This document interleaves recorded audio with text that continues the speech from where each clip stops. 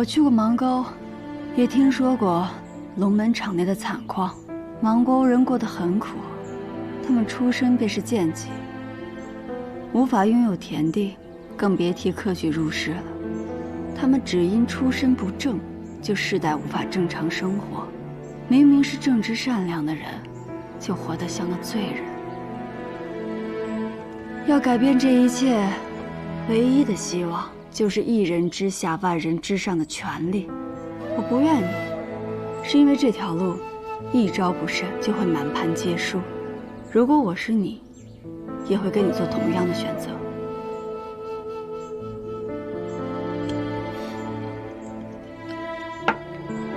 好啊，没想到知我心者，竟是一个与我相识不过数月之人。来，我敬你。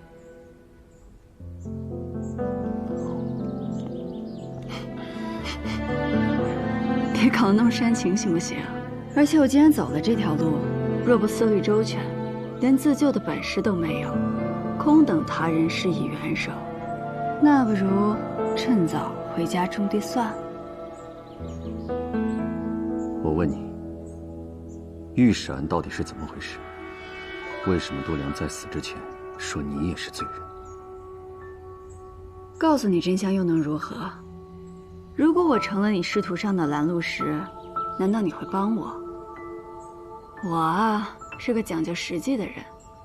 既然你帮不了我，告诉你真相也没有意义。好，不说也罢。木簪掉了，给你个新的。你还是把木簪还我吧。找不着了？那我也不要这个。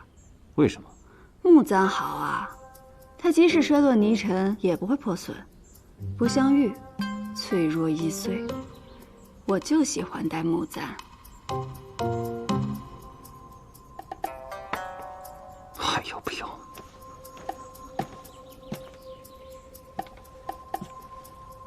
你的伤势怎么样了？想知道啊？给你个机会，帮我换个药。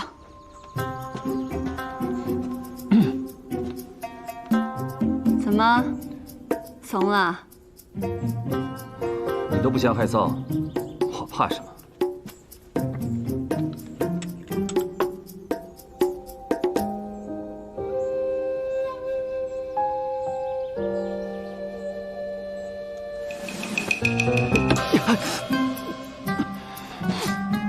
真当我不记仇啊？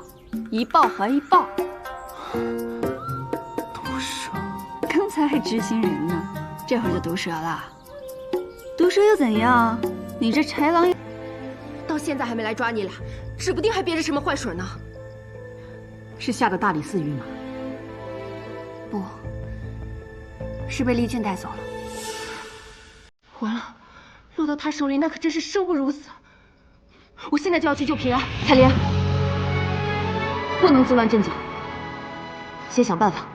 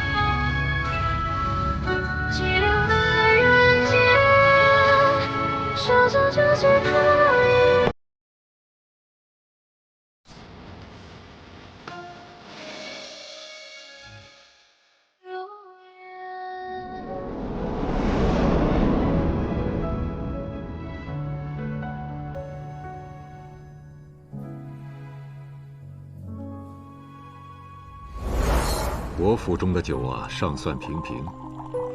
等你升了官，我带你去梅府品鉴更好的酒。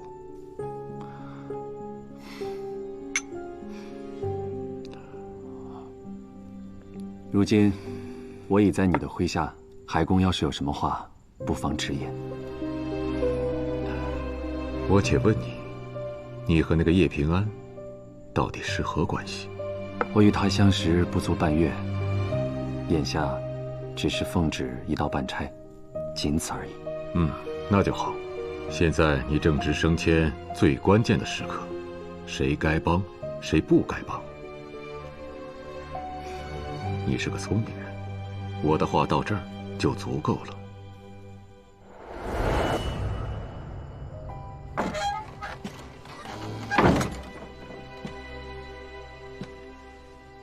今夜你可是立了功，怎么这副模样？没什么，我就是有些惋惜罢了。惋惜？哦，原来是因为那个叶平安啊。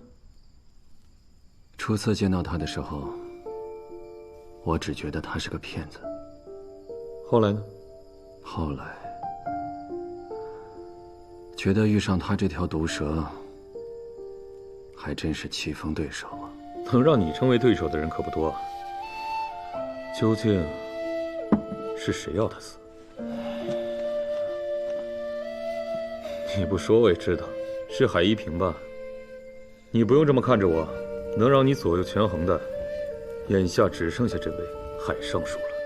平时我只是懒得动脑子，你以为我真傻？哥，平日里我只是嘴上不说，可我心里知道，但凡人前有出头的机会，你都会主动的让给我，为的就是让我立更多的功，因为只有这样，咱们才能替芒沟人更快的脱离奸计。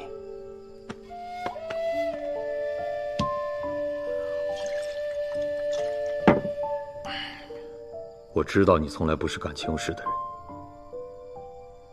但这叶平安，你真不打算救吗？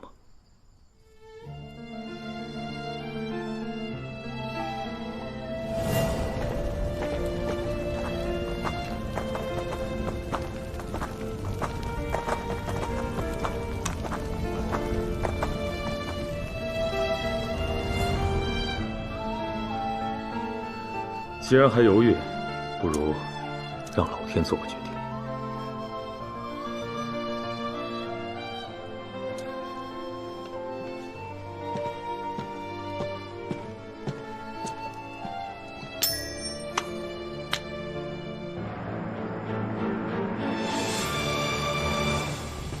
不惧寒风萧墙起，只待梅香扑鼻来。用刑是门技艺，你身上的这些伤，正如朵朵红梅绽放于黑夜。你看，像不像白雪洒落枝头，腾出的汗悠悠体香，正正契合这句诗，连我都佩服我自己。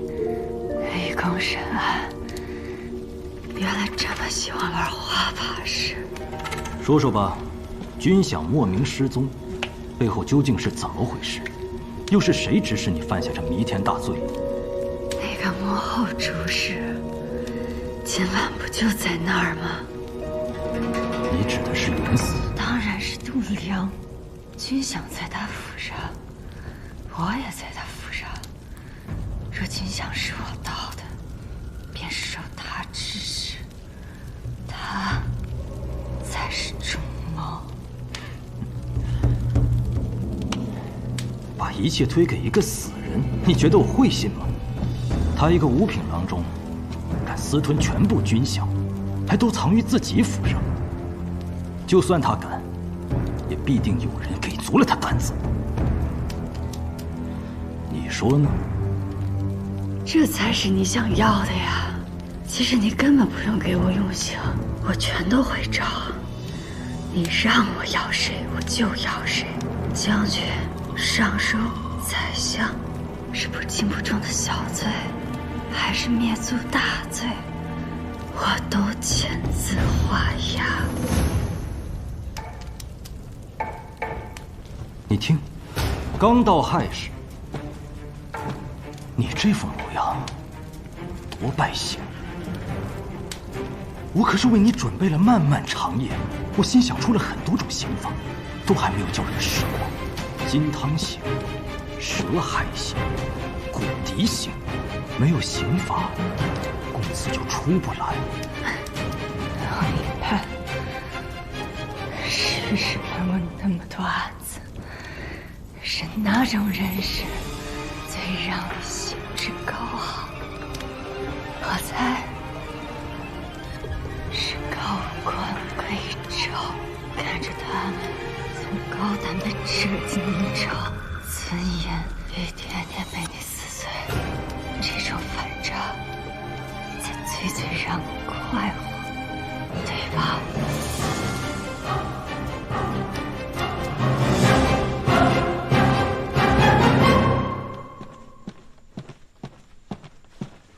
郎主，张尚书，说吧，今夜是何情形？是。今夜袁嗣成带人进入度量府中，搜出了丢失的军饷，度量因贪没军饷，现已伏诛。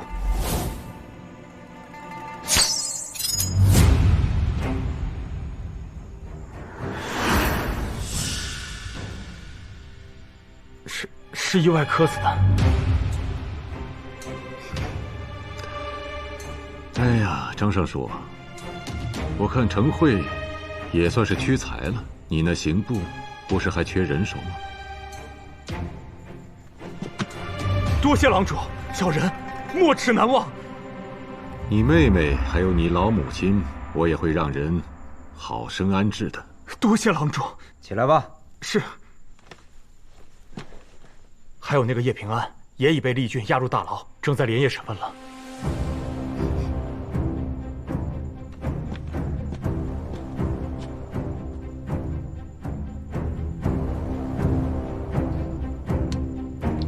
今夜事还得在今夜毕。小人明白。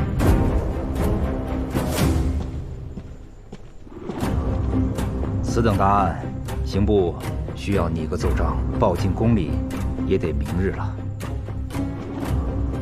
海尚书，告辞。不送了。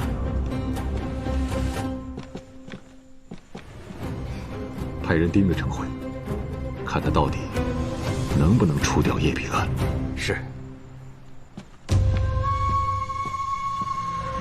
你为何怀疑叶平安是御史案的幸存者？最初发生郑源案，我以为他不过是个替罪羊，可没曾想他利用郑源案竟谋得使职，而且他还清楚度量贪墨一事，找我想用军饷案来对付度量，我便知其心思缜密，绝非泛泛之辈。先前家母寿宴涉及御史案的那位前来贺寿，他妾室手臂上的那个7叶昙花烙印，让嫣儿呆呆看了许久。我便引导嫣儿将其画了出来，果然试出了，她就是御史案的受害女子。心思缜密，已深入敌，好一个欲掌控人心之人，此人必处之。没想到你竟是我的知己，用刑具剥落他们的身份，这才是最高的技艺。可惜呀。说，指使度量从官道上劫走军饷的人，到底是谁？当然是出身士族的人。说起士族，你出身贫寒，苦熬多年才入仕，可士族却因不屑你的出身，阻挠先帝提拔你。此后，你便恨上他们，哪怕又想傅生金视你为好友，你却仍将他拖入万劫不复之地。好友，他复生军高高在上，骨子里只是把我看作玩物。你们所有人都把我视作疯狗，但我这条疯狗，帮圣上铲除了多少障碍？我做的不对吗？那你为什么要杀那个发病的百姓？你手上沾染了多少底层人的血？你是想说，你我都同出身底层，本是同根生，相煎何太急？可惜你的巧舌在我这儿不管用了。每次行训时，最让你索然无味的，便是人死的那一刻，不再等待挣扎。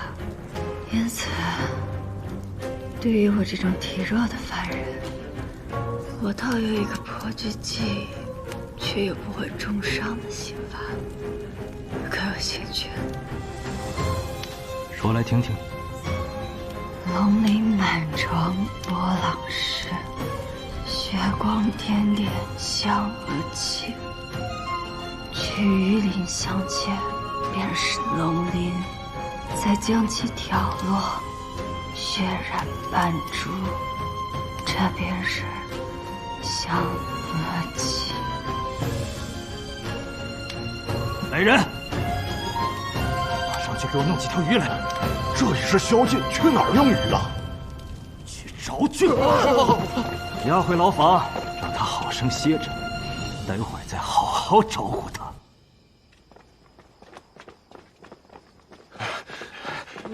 这都什么时辰，咱去哪儿找鱼啊？他折腾犯人就算，还折腾我们。哎呀，就是。鱼？平安是想告诉我们什么？鱼离不开水，是指有水的地方。平安能传递的消息极有限，所以应该是最具体的地点。那就是黑市。没错，能在宵禁之后买到鱼的，只有黑市。我明白平安的意思了，我们得赶紧过去。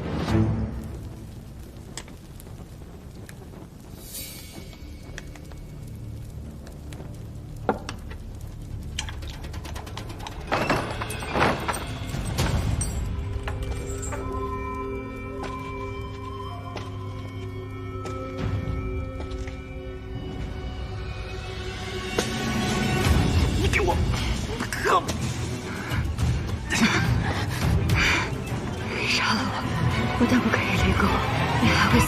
你在跟我鬼扯什么啊？董阳死前告诉我一个秘密，你不也看到了吗？这对你背后之人很重要。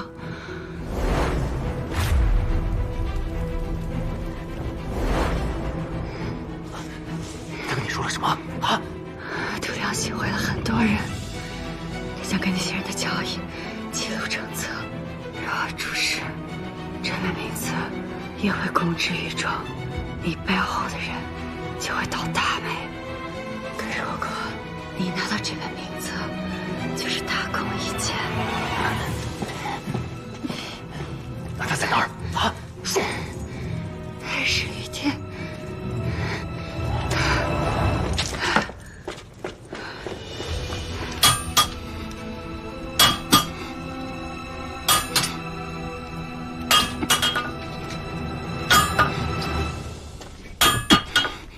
少成啊，你这是……我阿爷以前就是铁匠，什么破铜烂铁，在他的榔头下都能变废为宝。你想打个什么呀？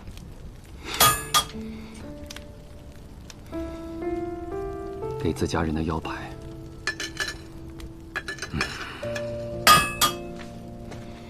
心里装着太多事，会把自己压垮，不是光靠对着铜铁敲敲打打就能够发泄得了的。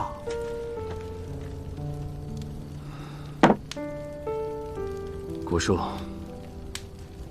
你知道吗？有的时候，我觉得自己的双手很脏，所以我不断的用酒去冲洗，可怎么都洗不掉上面的血腥味。之后我的心就会变得更硬、更冷。其实，你若插手审问军饷案，那叶平安就此刻最重要的是获得美党的倚重。每个人都有自己的路要走，既然选择了，就不应该将希望寄予在别人的身上。我是这样，叶平安也是如此。如果他连自救的本事都没有，那前路刀光剑影那么多，他早晚也是一死。我又何必多此一举？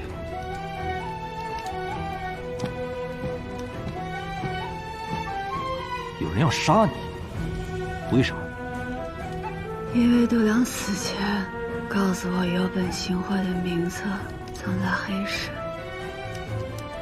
失忆时，与其为难我这个无足轻重之人，不如顺水推舟，跟着要杀我的人，挖出藏在背后的士族高官，这样你就能获得更大的功劳。你们就站在这里看着他，一步也别动。是。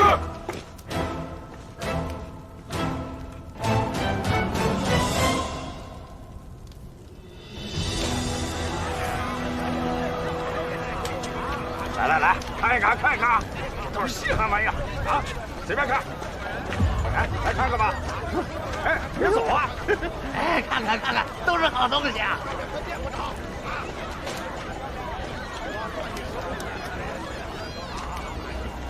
来买就买，不买就走。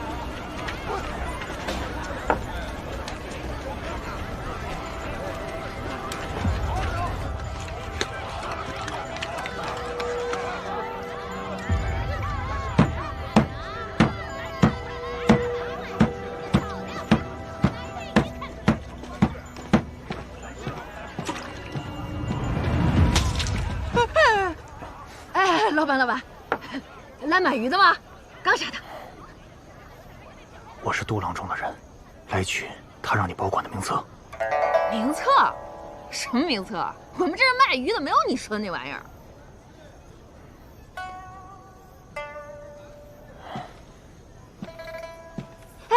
哎，老板，我想起来了，好像是有个杜老板，在我们这儿存过一个，那叫什么铜轴。是你说的那玩意儿吗？啊，对，铜轴就是名册，给我。那得要寄存者的手牌才能拿，你有手牌吗？我有，稍等。你早说嘛！把铜轴给我。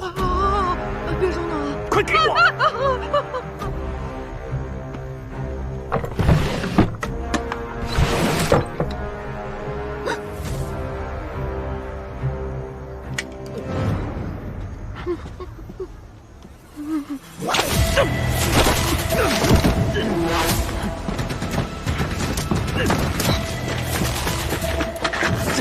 试试，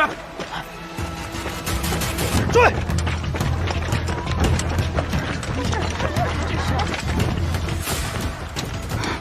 怎么来了2拨人？配合的不错，一定是平安诓他们来找度娘的名册，以此来拖延时间。我给了他个空的铜轴，还好你反应的够快。不过铜轴应该很快就会露馅的，能拖一颗是一颗吧。丽君之所以在这儿，那就是平安想让他这条恶犬去咬该咬的人。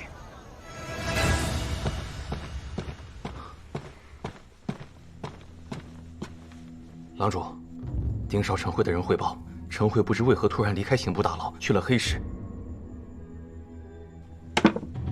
这么说，叶平安那里，他并未得手啊。那我们该怎么办？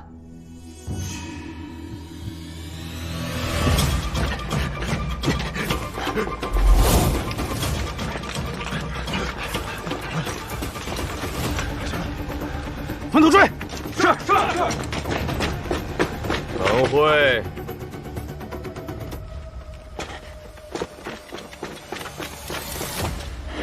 我拿到了。海公会照顾好你的家人，放心吧。在那儿！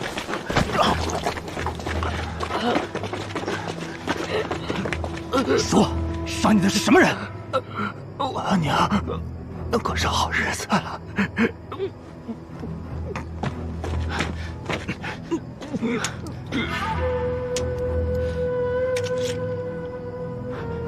试试，里面是空的。这么短的时间，他们应该来不及拿走名册。难道我们被耍了？竟敢耍我！叶平安，我扒了你的皮！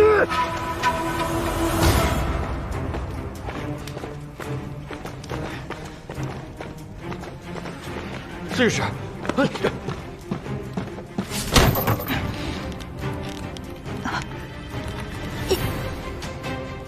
难道没抓到人？抓个屁！那个叫程辉的都被灭了口。你说的度量名册根本就是子虚乌有吧？想利用我帮你抓到背后的人，你嫌疑未脱就敢欺骗本官，这牢里的刑，我先让你尝个够！辐射人到！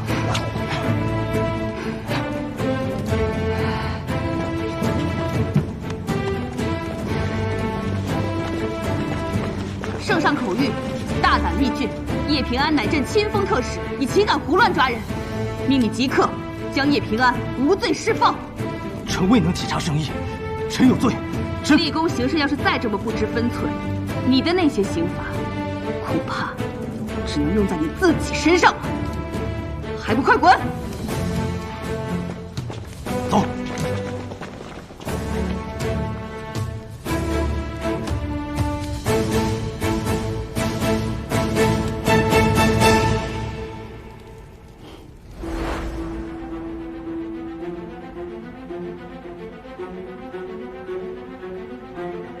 你这么急着见朕，可是军饷案有了什么进展？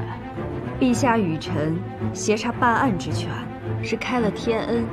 只是臣办完此案，恐怕就没有机会将此令牌亲手还给陛下了。这是何意？臣曾说过，愿做陛下去疮补肉的重药。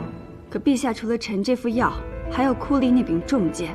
臣无高位，无党派，无大族，得罪的人只会越来越多。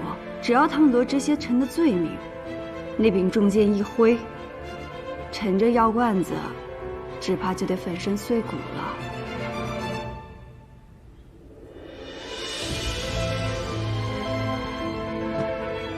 你是来求朕这道保命符来了？把你的手牌揣回去。你这颗小脑袋，除了朕，没人摘得了。谢陛下隆恩。丢失的军饷，臣和苑四城已尽数寻回。只是此事还望陛下先秘而不宣，再借臣2日，方能找出这背后的复古之居。云。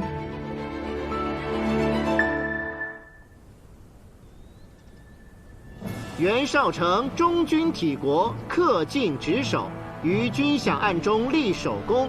现由大理寺丞擢升大理寺少卿，钦此。臣叩谢圣恩。朕登基以来，先有越王之乱，后有文臣之治，有些人便趁机浑水摸鱼，寅吃卯粮。像那傅生军横霸良田千顷，逼出不少流民来，早就该好好的治一治了。可朕身边信得过的人不多呀。臣虽出身微末，却有志铲除贪官污吏，为陛下肝脑涂地。天下言价日涨，其中必有蹊跷。显而提起，户部郎中度量暗地里勾结了一个叫齐君山的商人，以赌方名义行贪墨之事。你从他身上查。是。他不过是一根藤草而已，要紧的是，他倚仗的大树。朕之所以不动某些人，是因为还需要照顾士族和前朝老臣。你可明白？臣明白。臣定不会让他们察觉，扰了陛下统御天下之奇举。曾公今夜暂且在我府上歇息，请。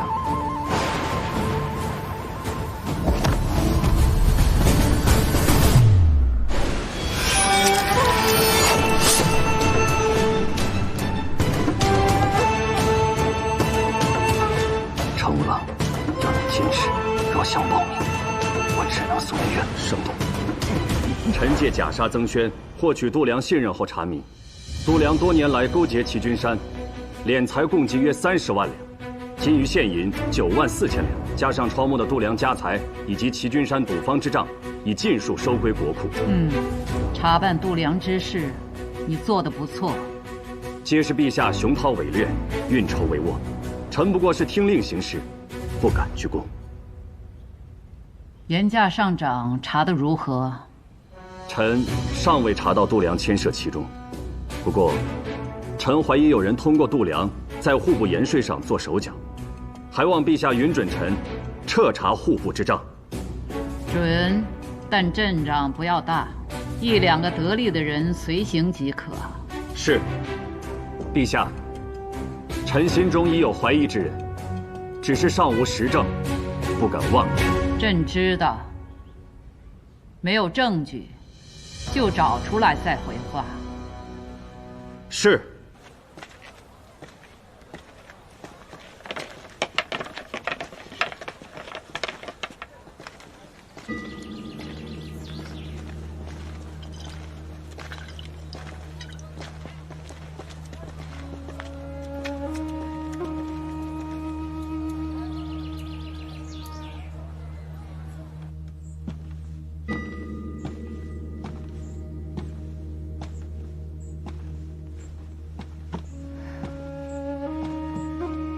恭喜你啊，官升2品，腰带不错。